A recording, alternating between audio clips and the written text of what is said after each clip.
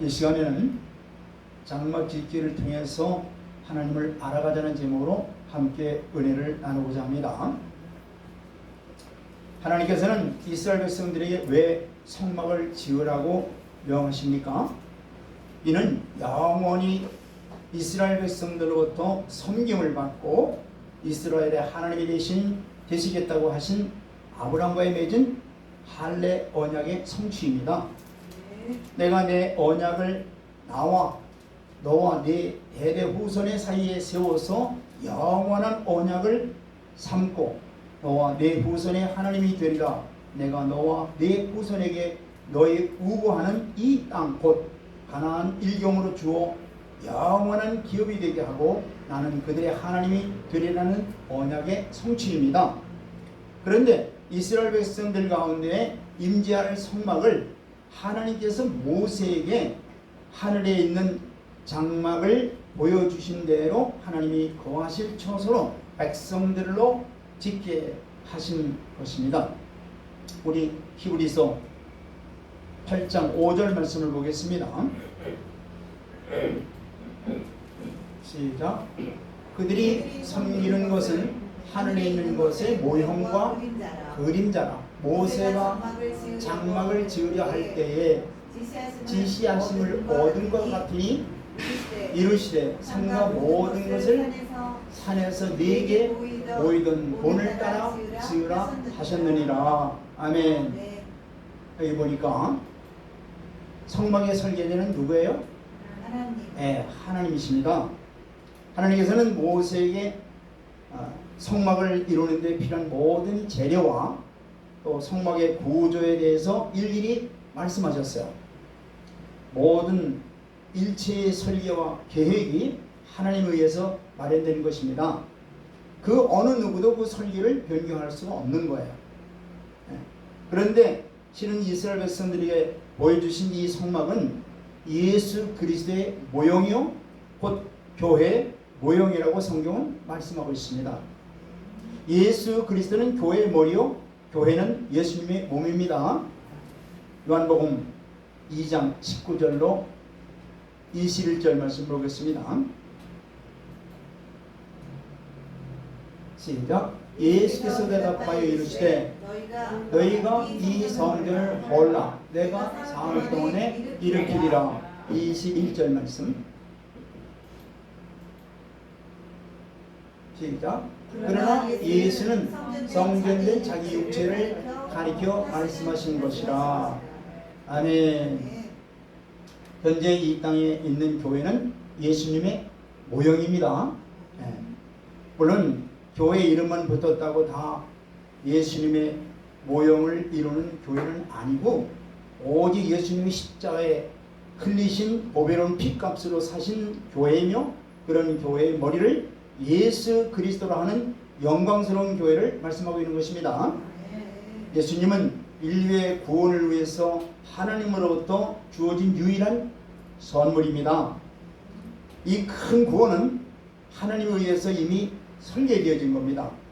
이와 같이 교회는 하나님에 의해서 이 땅 위에 구원의 방주로 세워진 유일한 기관이며 교회의 설계와 설립과 그 재료 또한 하나님께서 친히 명하신 대로 지어야 되는 것입니다.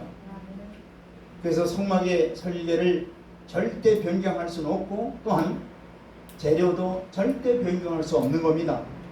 하나님의 설계대로만 성막을 지어야만 하는 겁니다. 이와 같이 인간의 구원의 설계자도 하나님이시라는 겁니다. 인간의 마음대로 조작하거나 변경할 수 없습니다. 하나님께서 마련한 길만이 참 생명길이라는 것입니다. 요한복음 14장 6절 말씀을 보겠습니다.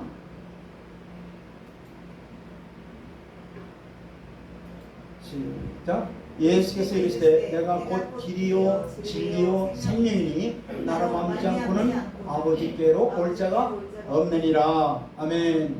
오직 예수 그리스도만이 하나님 나라에 들어갈 수 있는 생명길의 유일한 길이라는 것을 말씀하고 있습니다. 두 번째, 이 성막은 식양대로 지으라고 하셨어요. 식양이라고 하는 것은 보여준 형태를 말하죠.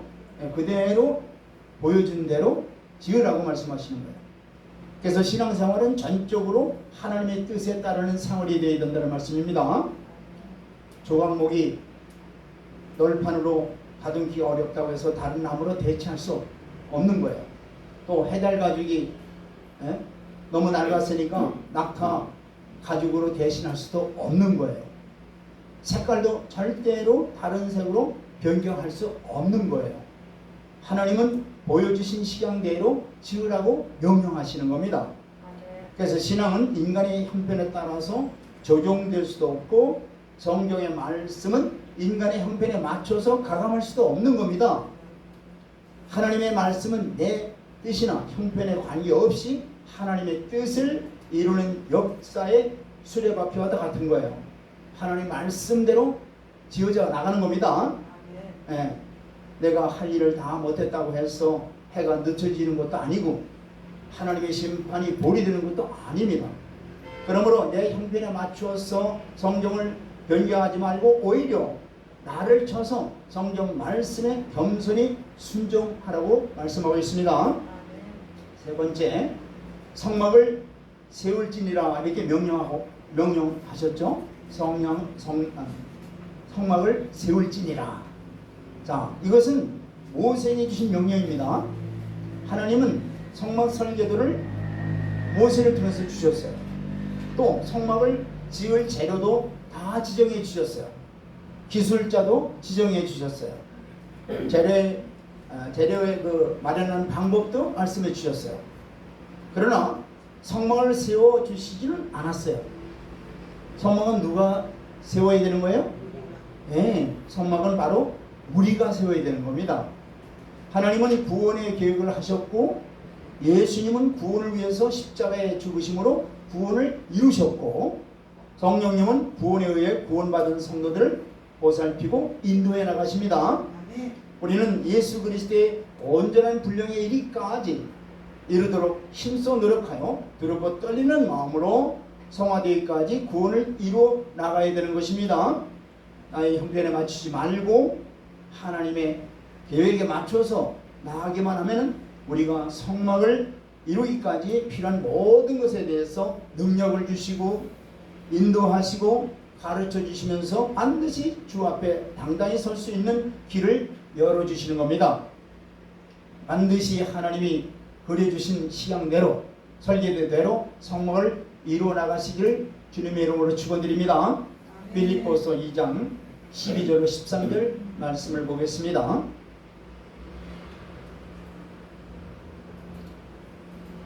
빌립보서 2장 시작. 그러므로 나의 사랑하는 자들아 너희가 나 있을 때뿐만 아니라 더욱 지금 나 없을 때에도 항상 복종하여 두렵고 떨림으로 너희 구원을 이루라. 13절 너희 안에서 행하시는 이는 하나님이시니 자기의 기쁘신 뜻을 위하여 너희에게 소원을 두고 행하게 하시나니. 아멘. 저 여러분들 심령 가운데 하나님께서 뜻을 두시고 그 뜻을 이루어 나가시기 위해서 소원을 두시고 우리를 이루어 나가시는 거예요. 아멘. 하나님께서는 십계명과 그에 따른 여러 규례에 대한 명령을 마치신 하나님께서는 이제 성막 건축에 대해서 세밀한 설계들을 모세에게 제시하심과 함께 성막을 지을 재료를 하나님께서 바치게 하되 백성들이 가져오는 모든 예물을 인도자인 모세에게 하나님 대신 받도록 말씀하셨어요. 백성들이 예물을 드림에 있어서 하나님께서는 받으시는 합당한 예물에 대해서 출애굽기 25장 1절로 9절에 말씀하고 있습니다. 거기 내용을 보면은 바칠 예물의 종류는 금과 은과 놋과 청색실, 홍색실, 또 가는 매실과 또 염소털과 붉은 물들인 수양의 가죽과 해달의 가죽과 조각목과 등이와 관유에 드는 향품과 또 향재료, 향품과 포마나와 각종 보석이라고 말씀하고 있어요. 사실 이 모든 재료들이 출애굽할 때에 하나님의 긍휼과 은혜를 입어서 애굽인들로부터 얻은 재료들입니다. 네. 이 모든 물건들은 귀하고 값이 비싼 것도 있지만은 어떤 것은 쓸모없는 것도 있어요. 염소털이나 조각목 같은 것은 값이 별로 나가지 않고 또 혹은 귀한 것도 아닙니다. 그러나 성도들이 소유하고 있는 것은 무엇이든지 막론하고 하나님께 드려질 때 귀천에 그걸 없이 하나님께서 성막을 지을 재료로 쓰신다고 말씀하시는 겁니다. 자, 이건 뭘 말씀하실까요? 하나님께서 원하시는 것은 가진 것이 적든 많든 겸손히 드릴 때에 귀한 예물이 될 수 있다는 얘기입니다. 그것도 성전을 만드는 일에 아주 귀히 쓰임 받을 수 있다는 얘기예요. 하나님은 성막 지을 재료만 백성들이 요구한 게 아니에요. 출애굽기 35장 10절에 한번 볼까요? 백성들에게 재료들만 요구한 게 아니라 이제 뭘 요구하시나 보세요. 자, 시작. 무릇 너희 중에 마음이 지혜로운 자는 와서 여호와께서 명령하신 것을 다 만들지니. 이렇게 말씀하시면서 각 기명들을 만드는 일이나 수놓을 자들은 수놓고 와서 만들라고 하는 걸 볼 수 있죠. 이건 무슨 말이냐면은 받은 달란트대로 그 달란트를 이 성막 만들 때 쓰임 받으라는 얘기예요. 자, 하나님의 자녀들에게 하나님이 원하시는 일이 바로 복받을 수 있는 성전인 예수 그리스도의 인격을 만들어가는 것이 바로 하나님이 제일 기뻐하신다는 얘기입니다. 이걸 지금 말씀하고 있는 거예요. 성막을 지으라는 게 뭐예요? 바로 성막의 본체가 누구예요? 예수 그리스도예요. 예수 그리스도를 뭐예요? 결국은 닮아가라는 얘기죠. 아멘. 이렇게 세상에서 얻은 물질과 천부적인 달란트로 하나님의 자녀들이 하나님이 거하실 성전을 만들어가는 것을 하나님께서 제일 기뻐하신다는 말씀입니다. 하나님이 거하실 성전은 성령님이 거하실 성도의 심령으로서 바로 예수 그리스도를 닮아가는 거룩한 성전을 말씀하고 있는 겁니다. 그래서 하나님께서는 성도들이 예수 그리스도를 최대한으로 닮아가기를 제일 기뻐하시는 거예요. 이것이 모세를 통해서 주신 식양대로 백성들로 성전을 만들라는 내용이 바로 예수 그리스도를 닮아가라는 말씀과 같은 것입니다. 에베소서 4장 13절을 볼까요? 그래서 신약에서 이렇게 말씀하시는 거예요. 에베소서 4장 13절에 시작. 우리가 다 하나님의 아들을 믿는 것과 아는 일에 하나가 되어 온전한 사람이고 그리스도의 장성한 분량이 충만한 데까지 이르리니. 아멘. 우리 성도 한 성도들을 하나님께서는 바로 예수 그리스도를 충만히 담는 데까지 성장하라고 말씀하시는 겁니다. 이게 바로 성전을 세우는 겁니다. 이게. 아멘. 또한 하나님께 드려지는 예물은 자원하는 마음으로 드려질 때 이를 받으신다고 말씀하시는 거예요. 자원하는 마음, 기뻐하는 마음으로 하나님께 드려지는 것을 하나님이 그걸 기뻐 받으신다는 얘기예요. 출애굽기 25장 2절 말씀 볼까요? 25장 2절 시작. 이스라엘 자손들에게 명령하여 내게 예물을 가져오게 하고 기쁜 마음으로 내는 자가 내게 바치는 모든 것을 너희는 받을지니라. 아멘. 하나님을 사랑하는 마음으로 하나님의 일에 물질에 앞서 마음과 정성과 뜻을 모두 하나님께 드리는 자를 진정으로 기뻐하시며 그러한 자들에게 축복을 내려주신다는 말씀입니다. 그래서 고린도후서 9장 7절에 이렇게 말씀하시는 거예요. 각각 그 마음에 정한 대로 할 것이요 인색함으로나 억지로 하지 말지니 하나님은 즐겨내는 자를 사랑하시느니라. 아멘. 모든 일은 하나님을 사랑하는 마음으로 해야 되는 것입니다. 지금부터 이제 성막을 만드는 일을 이제 알아보겠습니다. 성막을 만드는 일. 자, 먼저 성막의 전체적인 구조부터 이제 각 명칭부터 이제 알아보겠습니다. 여기 우리 볼까요? 자, 성막을 그럼 어떻게 만들어야 되는가? 만들기 이전에 이제 먼저 이 성막의 구조가 어떻게 생겼고 또 구조 각 그 성구들의 명칭이 어떤가를 이 시간에 먼저 이렇게 간략하게 말씀을 드린 후에 각 이제 성구 하나하나에 대해서 영적인 의미를 이제 배워 나가기로 하겠습니다. 첫째, 여기 성막이 보이죠? 이게 성막입니다. 성막이 보이는데 이 맨 가장살이 이 큰 사각형으로 되어 있죠? 이 사각형 이게 바로 성막 울타리예요. 성막 울타리죠. 성막 울타리. 이 성막 울타리의 크기는 이거 이제 가로가 100규빗이고 그 세로가 100규빗이에요.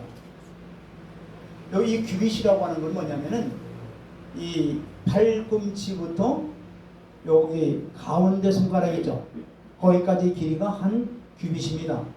어떤 사람들은 그 길이가 뭐 긴 사람도 있고 짧은 사람도 있죠. 그래서 세계적으로 평균 50cm를 갖다가 한 규빗으로 이렇게 정했어요. 그러니까 요 100규빗이니까 길이는 얼마 될까요? 50m예요. 50규빗은 얼마예요? 5, 25. 25m죠. 예. 자, 그 다음에 이제 이 동쪽 문은 여기 이제 동쪽 문이죠. 여긴 동쪽이고 이게 서쪽이죠. 여긴 북쪽이고 이건 남쪽이라고 그래요. 문은 오직 동쪽에 하나밖에 없어요. 이것을 동문이라고 해요. 동문의 크기는 얼마냐면 이게 아까 50규빗이라고 했죠. 50규빗인데 요 문의 길이는 20규빗이에요.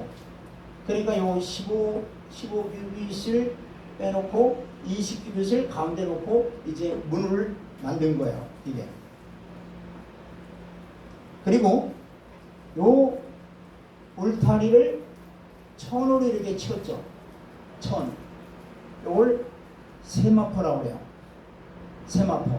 이 세마포는요, 그 린닌이라고 해가지고 그 우리나라의 그 못이 있죠. 못이를 이렇게 말리면 어떻게 돼요? 하얗게 색깔이 되잖아요. 마찬가지로 린닌을 이렇게 말리면은요, 그 식물 린닌을 갖다 말리면은 세마포가 돼가지고 하얀 색깔이 나옵니다. 그래서 이 하얀 색깔로 천을 이제 짠 거죠. 이 린닌 하얀 색깔의 그 린닌을 가지고 세마포를 가지고 천을 짠 거예요. 이걸로 사방을 쫙 둘르는 거예요. 문을 제외한 나머지 부분들을 완전히 다 둘러치는 거죠. 예. 그리고 여기 보면 기둥들이 보이죠. 요 기둥.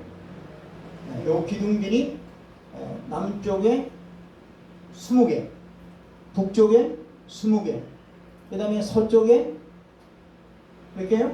10개, 동쪽에 10개. 그러니까 전체 몇 개예요? 60개죠.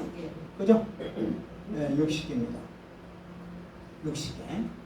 그 다음에 여기 보니까 기둥들이 그냥 쓸 수는 없죠. 여기다가 요 기둥 하나하나에다가 은받침을 이렇게 받침을 해놓고, 그 다음에 갈고리로 해서 요 고정시키는데 이 기둥과 기둥 사이에는 가름대, 은가름대를 이렇게 연결하고, 그 다음에 고리 끝에 고리에서 여기 땅에다가 줄로, 그 다음에 여기 팩을 이렇게 꽂아가지고 이게 기둥이 쓸 수 있도록 각 기둥마다 그대로 다 이렇게 해서 린닌을 이제 세마포를 팽팽하게 할 뿐만 아니라 기둥들이 다 꼿꼿하게 쓸 수 있도록 이렇게 만드는 거예요. 여기 동문의 특징은 뭐냐면은, 물론 이제 문을 이제 자세히 공부할 때 이제 하겠지만, 여기 보면 이 문 하면은 우리가 일반적으로 문 하면은 이렇게 열고 닫고 하는 이런 생각을 하는데, 그런 뜻이 아니라 여기서는 그냥 여기 보면 천 있죠. 천을 위에서 이렇게 내려놓은 거예요. 내려놓아 가지고 여기서 들어가면은 어떻게 돼요? 커튼 의로 제끼듯이 그냥 들어가는 거예요. 그러니까 여기 문턱이 있어요, 없어요? 없다는 얘기죠.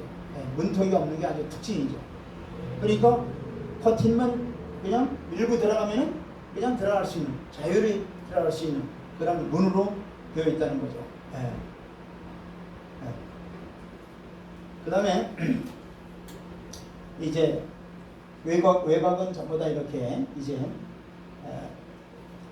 그 사방으로 이게 쫙 그 세마포로 치고 동쪽으로 이제 오직 출입할 수 있는 곳은 동쪽밖에 없죠. 이제 동쪽으로 이제 들어가요. 들어가면은 첫 맞는 그러한 성구가 바로 이게 뭘까요? 이게 바로 번제단이에요. 이 번제단은 바로 뭐예요? 번제단은 희생 제물을 태워서 하나님께 드린다는 뜻이죠. 번제단이. 우리 이 번제단에는 희생 제물이 이제 희생을 당하고 나서 나오는 게 뭐예요? 피가 있죠. 피. 그 피를 이 번제단에다가 이제 다 뿌리는 게 아니라 일부는 뿌리고 일부는 쏟고 그다음에 이제 피를 갖고 이제 들어갈 거죠. 어쨌든 이 번제단에서는 희생 제물이 태워진다는 거. 그다음에 여기 번제단에 이제 그 희생 제물의 피가 부어진다는 거. 요거를 이렇게 기억하시면 되겠어요. 자, 그러면 이 번제단에서 해야 되는 것이 뭐예요? 희생 제물이 태워진다는 거. 그다음에 희생 제물의 피가 흘려져야 된다는 거. 이것이 번제단의 가장 특징이죠. 왜 피가 흘려지고 왜 태워져야 하는 것은 다음 시간에 이제 자세하게 이것을 공부할 때 이제 우리가 배우고, 오늘은 명칭과 개략적인 것을 설명하는 시간이기 때문에 그것은 이제 지나가겠습니다. 그 다음에 이걸 통과한 다음에는 성막, 이게 이제 성소거든요. 성소에 들어가기 바로 앞에 무엇이 놓여 있어요? 이게 지금 물두멍이 보이죠? 이 물두멍은 바로 쉽게 생각하면 우리나라의 그 대야 있죠? 그 큰 대야로 생각하면 돼요. 수족을 씻는 대야 이렇게 생각하면 돼요. 이게 왜 필요할까? 이게 우선 이 바깥에 이 뜰은요 전부 다 그냥 흙으로 돼 있어요.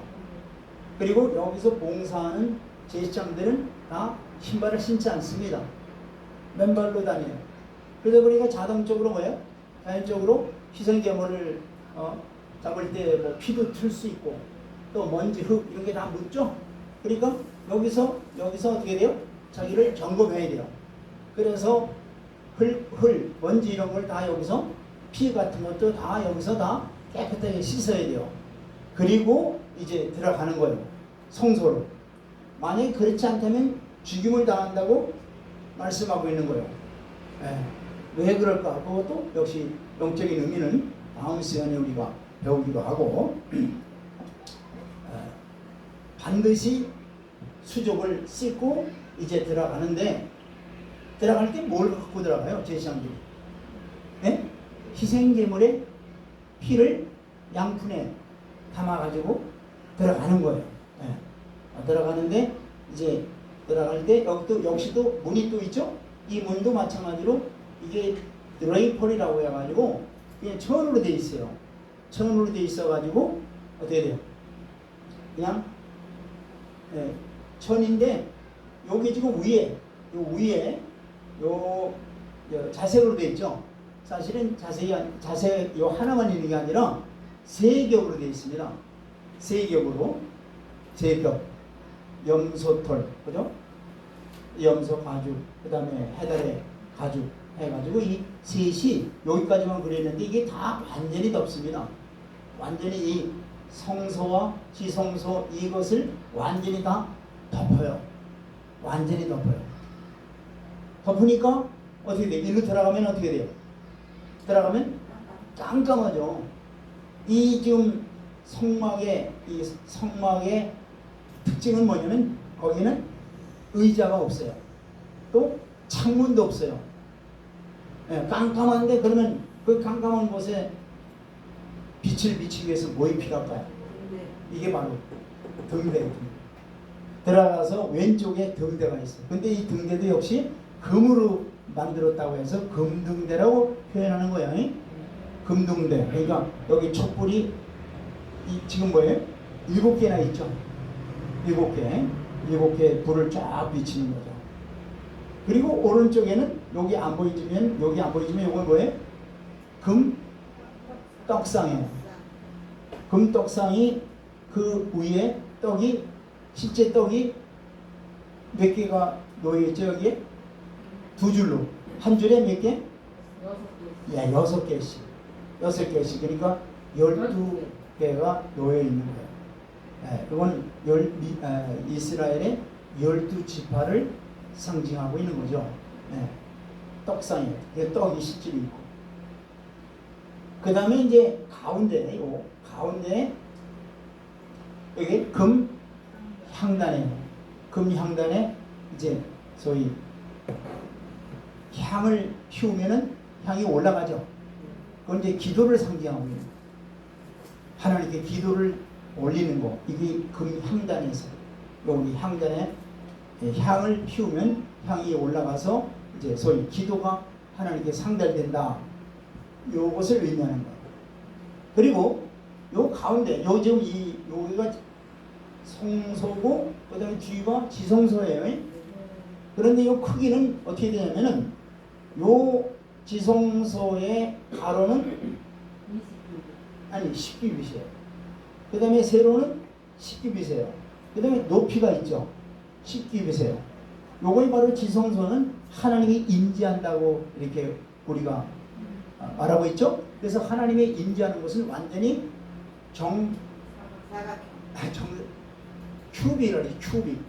이 아니라 저 사각형이 아니라 큐빅이 뭐예요? 공간이 있다는 얘기죠. 큐빅이. 네. 큐빅은 가로, 세로, 높이가 있다는 얘기죠. 그것이 각각 10, 높이 10으로 되어 있어요. 요게 지성소예요. 그럼 성소는 뭐예요? 요건 2배예요. 20, 그 다음에 요거 10. 요거 10이죠. 네, 이렇게 되어 있어요. 네. 자, 그런데 여기 중요한 거는 성소와 지성소 사이에 뭐가 또 있어요? 이게 휴장이네요. 휴장이죠. 근데 이 휴장인데 이 휴장이 바로 뭘 의미하느냐? 절대 아무나 성소에서 지성소로 아무나 들어갈 수 없어요. 완전히 이걸 막아놓은 거예요. 사실 말해서. 여기 아무나 통과했다가는 어떻게 돼요? 죽임을 당해요. 대제사장도 그냥 피 없이 들어갔다는 죽임을 당해요. 그럼 대제사장은 1년에 여기 몇 번 들어가요? 한 번이에요. 7월 10일 대속죄일 날 이스라엘 온 민족의 그 죄를 속한다고 해서 대속죄일이라고 그래요. 그때 피를 가지고 대제사장만 이 지성소에 들어갈 수 있는 거예요.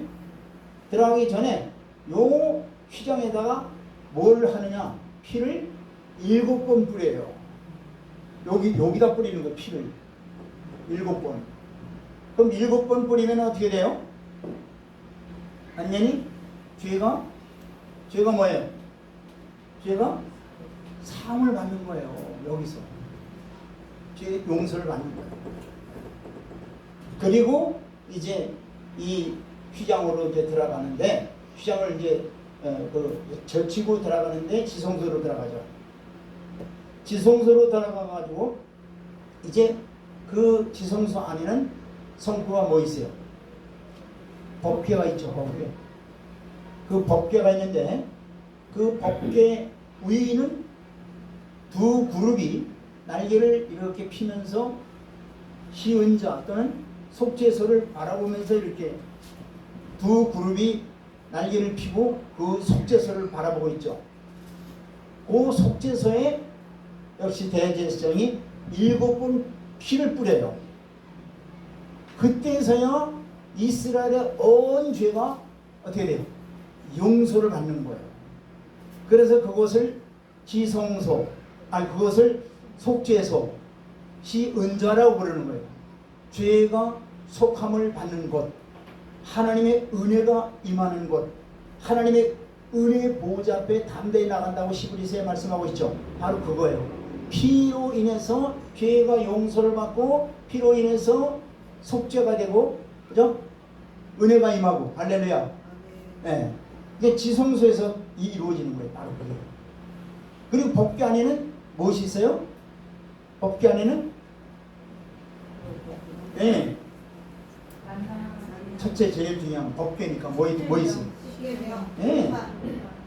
십계명이 들어있는 거예요. 그 다음에 만나 만나 담은 항아리, 그 다음에 아론의 쌍난 지팡이가 그 안에 있는 것입니다. 근데 여기서 다음 시간에 하겠지만은 여기서 중요한 거는 이 지금 요 휴장이 성소와 지성소를 가로막고 있다 그랬죠. 대제사장 외에는 피를 가지고 대제사장이 1년에 한 차례밖에는 들어가지 못하는 이곳을 예수님이 십자가에서 죽으실 때 어떤 일이 있었죠? 네, 휘장이 위에서 아래로. 아까 요 길이가 얼마나 됐어요? 높이가? 20. 아니 10규빗이라는 10규빗이면 얼마예요?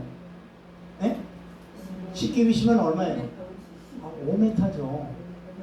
아까 한 규빗이 50cm라 그랬잖아요.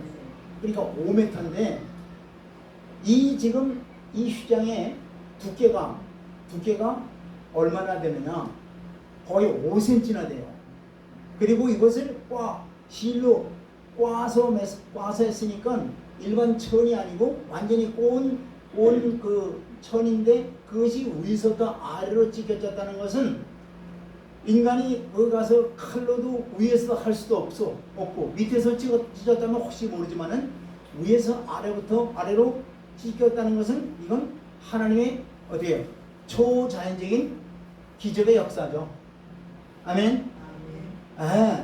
그러니까 위에서 아래로 휘장이 딱 찢겨졌다. 이건 하나님의 초자연적인 역사로서 이제 그야말로 누구든지 예수 그리스도의 십자가의 공로를 믿어 하나님의 은혜 보좌 앞에 담대히 나갈 수 있다는 것을 우리가 알 수 있게 되죠. 아멘. 그래서 보세요. 히브리서 10장 19절로 20절에 이렇게 말씀하는 거예요.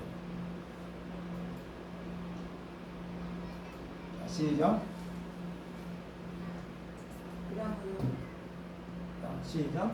그러므로 형제들아 우리가 예수의 피를 힘입어 성소에 들어갈 담력을 얻었나니, 예수님의 피로 인해서 성소의 담력, 그러니까 예수님이 십자가를 지실 때에 위에서 아래로 뭐예요? 휘장이 딱 지켜지잖아요. 그러면서 이제 대제사장이 아니라 일반 사람도 이제 들어갈 수 있는 놀라운 길을 열어주신 거예요. 20절.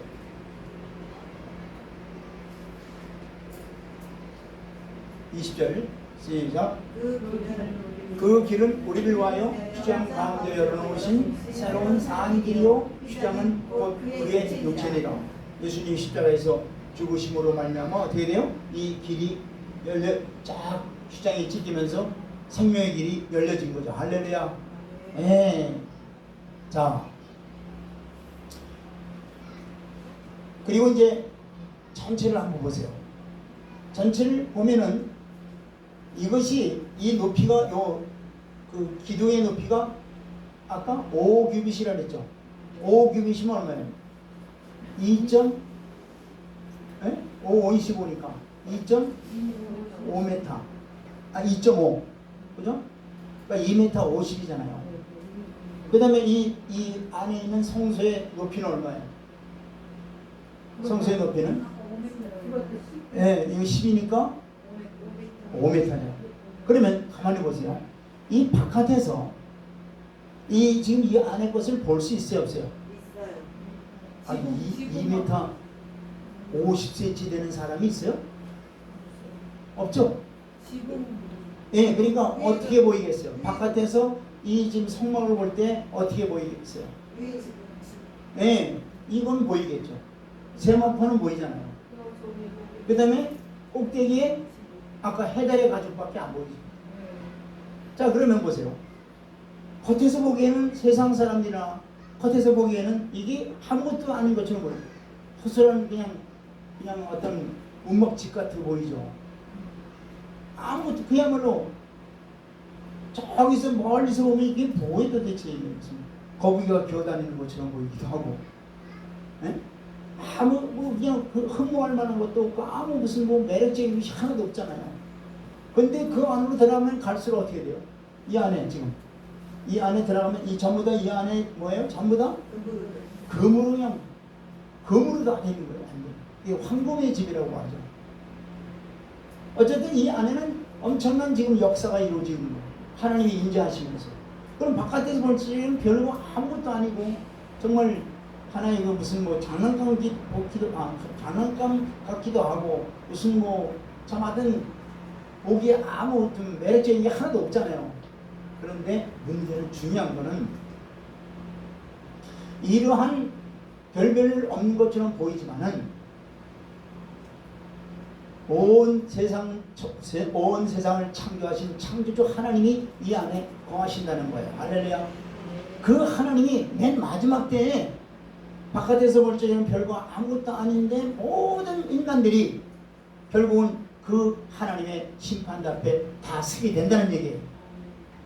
맨 마지막 때는 정말로 세상에서 좀 조롱받고 세상에서 멸시받는 것처럼 보이는 그것이 결국은 뭐예요? 결국은 그들이 하나님의 심판 앞에 반드시 서게 돼 있어요. 보세요.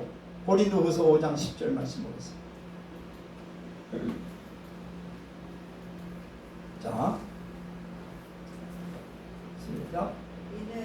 이는 우리가 다 반드시 그리스도의 심판대 앞에 나타나게 되어 각각 선악간에 그 몸으로 행한 것을 따라 받으려 함이니라. 그렇죠? 네. 결국은 하나님의 모든 통제하에서 다 다스림을 받게 된다는 것을 이 성막을 통해서 볼 수 있고, 이 또한 성막은 바깥에 세마포밖에 안 보이죠. 그리고 여기 은받침, 반짝반짝한 은받침, 그죠? 이것은 바로 뭐냐면은 이 안에는 금이죠, 전부 다. 이건 하나님의 성품을 다 여기서 볼 수 있는 거예요. 하나님은 어떤 분이신가? 바로 거룩하신 분이요, 의로우신 분이라는 것을 우리에게 보여주는 거예요. 이 성막을 통해서.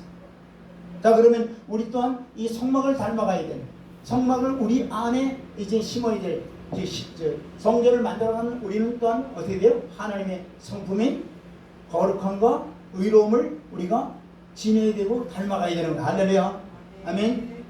자, 이제 성막의 가장 중요하고도 하나님이 임재하시고 우리를 만나주시겠다고 약속한 지성소로 다 통해서 우리가 이 전체적인 이 성막에 대해서 우리가 한번 훑어봤습니다. 네. 자, 여기에 마지막에 아까 속죄서라고 했죠. 이 속죄서가 가장 중요한 부분인데, 이 속죄서가 바로 뭐냐면은 죄를 속해준다 그랬죠. 네. 죄를 속해주는데 이 속하다라고 하는 뜻이 뭐냐면은 카파르라는 히브리 말이에요. 카파르라는 것은 이 덮어준다는 뜻이에요. 네. 갚아준다. 덮어준다. 자, 그러면은 이제 구약 시대에는 바로 희생제물을 통해서, 희생제물의 피를 통해서 어떻게 돼요? 죄가 덮어지는 거죠. 가리워지는 거죠.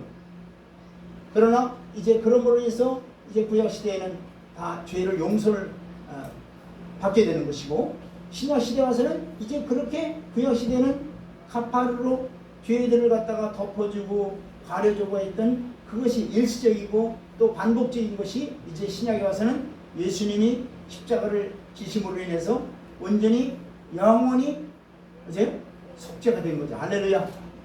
구약 시대는 카파르라고 해가지고 우리로 말하면 여러분들 시장을 볼 때 크레딧 카드로 시장을 보죠. 네? 카드 있잖아요, 카드. 그건 실제로 여러분들이 카드를 갖다가 갚는 게 아니죠, 현재까지. 그 쓸 때는 나중에 한 달에 한 번 갚는 기간이 있으면 그때 갚으면은 이제 실제 그 값이 지불되는 거죠. 그러나 내가 그걸 차용할 때는 거의 뭐예요? 이제 외상으로 쓰는 거, 외상으로 쓰는 것과 같은 거예요. 다만 신용을 받고 얻고 쓰는 것 같은 거죠. 구약 시대도 마찬가지예요. 구약 시대의 모든 죄들이 동물의 희생 피로 인해서 어떻게 돼요? 임시적으로 덮어주는 것뿐이에요.